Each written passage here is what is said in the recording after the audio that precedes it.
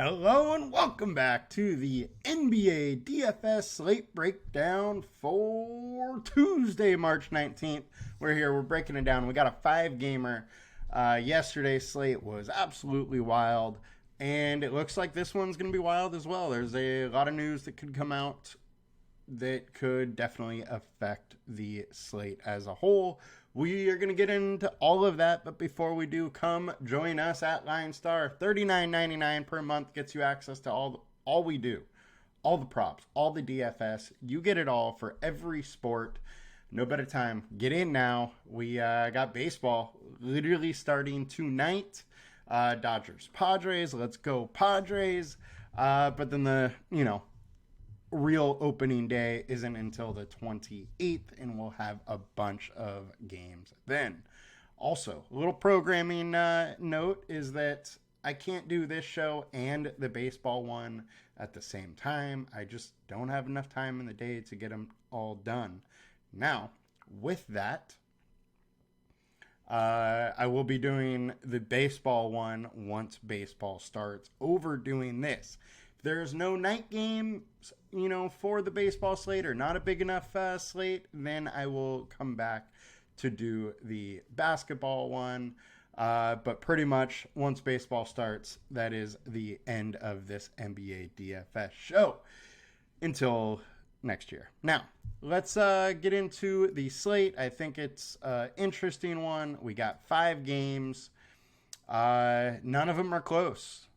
8 points looks like the closest spread. So one of the things we've talked about a lot is throughout the season is game stacking. I think this is one where it is more important to do it. I don't think people are really going to be doing it because it's all bigger spreads. And I think if one of these games stays close, that is likely to be the one that you need. So, very easily it could be 4 games that are blowouts and 1 game that stays close or goes into, OT or something like that really separates itself from the others. So no telling really which game it's going to be, but let's talk through the slate as a whole now. All right, so starting in at point guard, got Jalen Green. We also got Fred VanVleet and Trey Jones as the 3 highest owned. I like them all. Jordan Poole is also there. I like him. All of them are fairly high owned. Jalen Green, it looks to be super high owned though. He gets a huge bump up without Alperen Sengun. He goes from, over his last 20, 1.02 fantasy points per minute, all the way up to like 1.16 without Sengun. So it is a significant increase, and we've seen that in the last couple games. He's put up 50 burgers pretty much. So he's in a really good spot. Makes a lot of sense that everybody's going there. Now, his price getting up to 8K and Fred VanVleet's at 8.6, and both of them being higher owned, does make me consider only using one of them in a lineup, just because we have to figure out some ways to get different on this slate. And it might be just not playing too many super high owned guys together. So that is one way you might be different, is something I am thinking about doing. I went through the game logs of both of them, and they both can get there at the same time. It's just not, as often. For one of them to really have a ceiling game, I don't know if the other one fully gets there. And that's the thing at these prices. They pretty much, both need to be around 50 to really get it done for you at these prices. Jalen Green could be in the 40s and still do it, but Fred VanVleet at 8,600 pretty much needs to be in the 50s to really get it done for you. Trey Jones is there too. I don't mind it. I just don't know how much of a ceiling there is. Yeah, he has a couple 40s throughout the season, but they're few and far between, and I think ceiling for him is kind of 40 points. And the likelihood he's doing that against Dallas in this matchup, I just don't think is very solid. He hasn't done much versus them this year, but he also hasn't played many minutes versus them, so no telling if he can really get there playing the extra minutes that he's currently playing. Now, Jordan Poole. Jordan Poole likely starts again. This Washington Wizards team is extremely beat up. They've got absolutely torched 2 games in a row as they've been this beat up. So there is big time worry that this game is another blowout, which does also worry you for Jalen Green and Fred VanVleet. But I do have to say that if the Wizards stay close, it's likely because Jordan Poole gets it going. He's likely to run the point. He's going to have very high usage. It's an interesting spot for him. If Kuzma's out, he's going to have to do everything, but it also makes a much better chance that Washington just gets absolutely dominated. So you can go both ways here. I get it. I do kind of like him. And then pivot-wise, I like Jamal Murray. He's been playing extremely well. He has a huge ceiling, and they're in a game where they really do need to win. Minnesota and Denver are tied for second in the West, and obviously they want as much home court in the playoffs as they possibly can. So I think both these teams are going to be trying as hard as they can to win. And if, Rudy Gobert, Ant, all these questionable guys can play, they will. So one thing, though, is that the point spread right now is -8 for Denver. So I do expect that either Ant or Rudy Gobert is probably out. I think that's the only way that Denver's this big of favorites when it's in Minnesota. Now let's get over to DK, point guards, highest owned, Amon Thompson, Jalen Green, and Devin Vassell. I think Vassell at 7,300 is a bit cheap on DK. He does have a big ceiling, and he can shoot them to keep them into this game. So I think that is an interesting play. Amon Thompson looks much better on DK than he does on FanDuel, where his price is much higher. I would be interested in Thompson at 5,900. My one worry with him, 28 and 26 minutes and 23 as his starter in the last 3. So his minutes aren't super secure. And then also, obviously, there is the potential blowout, but he did crush Washington his last game. Intrigued with him. Obviously, Luka is in play on every slate. And point guard, matchup tool, Fred VanVleet, Tyus Jones, Luka at the very top. Big reason why Fred VanVleet is going so high owned. He just looks great and a very good matchup. Without Sengun, he gets a bump up. All right, now shooting guard on FanDuel. We got Dillon Brooks, Jalen Green, Jared Butler. As I mentioned, Washington is just super banged up. It's really hard to talk about the Washington value pieces right now because there's just so much in the air with the injuries. So I'm going to kind of gloss over Washington a little bit here. Just understand as we get closer to lock, make sure you follow news, make sure to follow who's in the starting lineup because that could change things for Washington big time. The Washington with Jared Butler has, a bunch of different possible value pieces. We just don't really know until it comes down with who's in, who's out, and whatnot. Dillon Brooks, 4,800. He's just too cheap with a little more production going his way. The one thing I have to say is that it's Dillon Brooks. Chalky Dillon Brooks is not fun because he can give you 14 or he can go for 40. And the 14s happen way often than the 40s. So that's all I got to say about Brooks. Now, he is an absolutely great matchup, but I do worry about that. Now, pivot-wise, I got to go to Ant. Ant just has an incredibly high ceiling if he's playing, which I do expect him to. He finished the game last game, even though he dislocated his finger, so I do expect him to play. However, we have no idea if, his finger swelled up big time overnight or whatnot, but I would expect him to play. And there's a very good chance there's no Gobert there, and so it just follows on his lap to do everything. And he has a huge ceiling, so it makes a lot of sense to go there. Now, Getting over to shooting guard on DraftKings, Jalen Green, Devin Vassell, Jordan Poole. We talked about them all, so the matchup tool. We got Kyrie Irving, Jalen Green, and Devin Vassell. I do think Kyrie's pretty interesting. We talked about Vassell. I like him as well. And small forward, Dylan Brooks, Justin Champagny, and Jonathan Isaac. Look, Isaac's priced too high on FanDuel for me to play him with the minutes limit that he's dealing with. It's just pretty much no-go for me. He's going to hit 30, not very regularly whatsoever.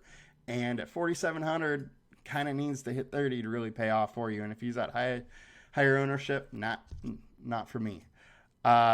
Justin Champagny playing really well the last two games. 36 minutes last game, 25 the game before that. Both of them were blowouts. And he started last game without Kuzma there as well. No idea what's going to happen here if he's starting, if he's not. He has been very, very good for a fantasy per minute player so far.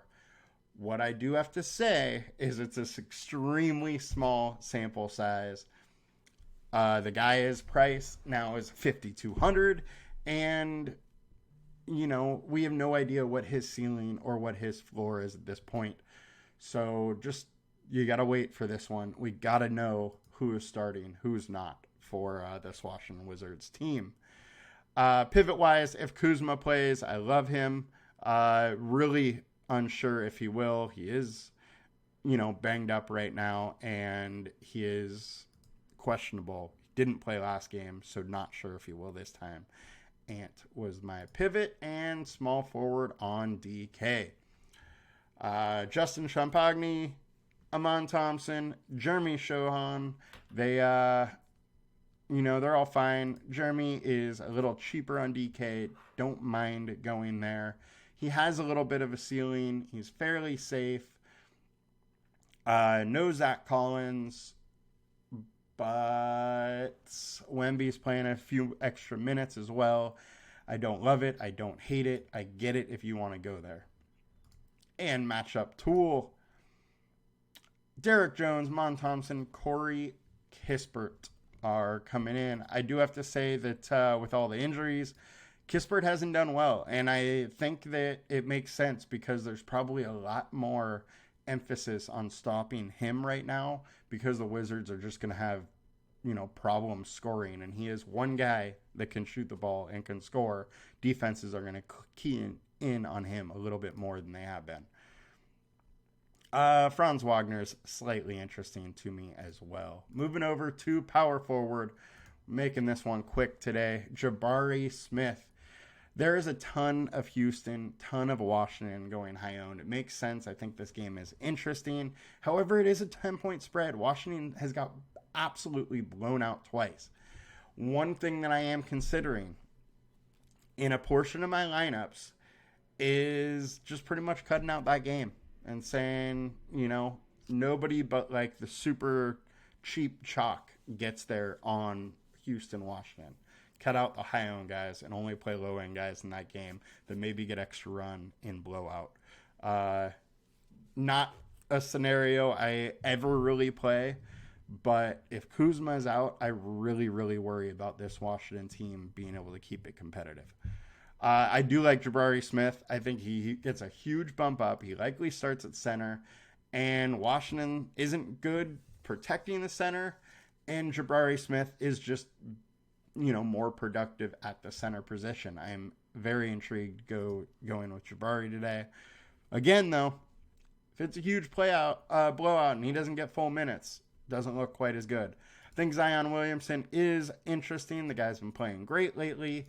And no surprise, he is high owned. Pivot wise, Kuzma's all I got for power forward. I really am not liking power forward very much outside of, Kuzma, Wemby, Williamson, and Jabari. Don't mind going Franz. On to DK. High ownership. We got Dylan Brooks. We got Jabari Smith. We got Jeremy Shokan. All high owned guys. And, they're fine. We talked about them all. So just moving it over. We're flying through this. So power forward, matchup tool, Dylan Brooks, the very top, Kyle Kuzma, Kyle Anderson. One of the things I do have to bring up with Kyle Anderson, if Gobert is out, he is going to look a lot more interesting. Just gives a higher floor, higher ceiling, and his minutes are a little more secure. And the extra minutes are a little more secure. And also, Naz Reid, I would say, is likely out. He had concussion symptoms yesterday during the game, so I'd be shocked if he is playing here. With that, also just raises that floor of Kyle Anderson's minutes. On to the center spot, high owned, we got Nick Claxton, we got Wemby, and Jokic.